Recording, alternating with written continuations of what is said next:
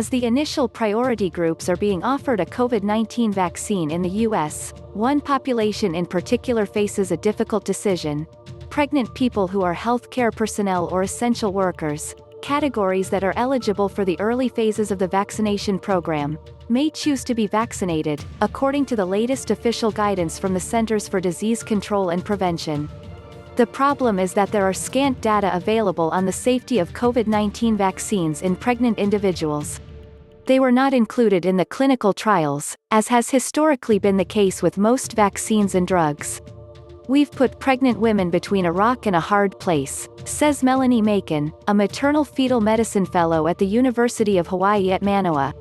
She belongs to a committee at the Society for Maternal-Fetal Medicine that advocates for equitable care during pregnancy. In a recent study, Maykin and her colleagues noted that an evaluation last spring had found all 9 global COVID-19 vaccine trials at the time listed pregnancy as an explicit exclusion criterion. Epidemiologist David Schwartz, a specialist in global maternal health and obstetric, placental and perinatal pathology, says the tradition of not including those who are pregnant or lactating in vaccine development is partially attributable to the biological changes they undergo. "You're dealing with a tremendously altered human being," he says. The maternal cardiovascular system is different, as well as the hemodynamics, the immunology and the pharmacodynamics. Also, vaccines and drugs can potentially pass through the placenta, and it is very hard to assess their effects on the fetus. From a legal perspective, there are medical liability issues as well.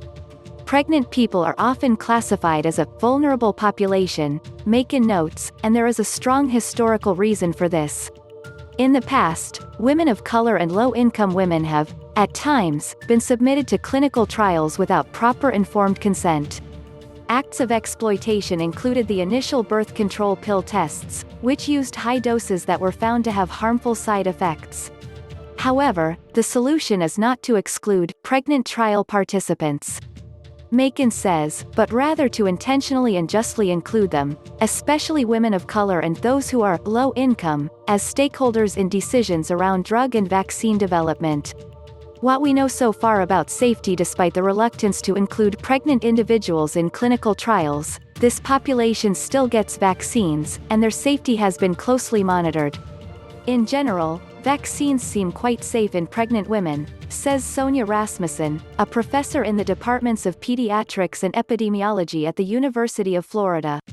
Flu shots that do not involve a weakened live virus and the tetanus, diphtheria and whooping cough vaccine, called TDAP, for example, are not only considered safe but are actively recommended during pregnancy.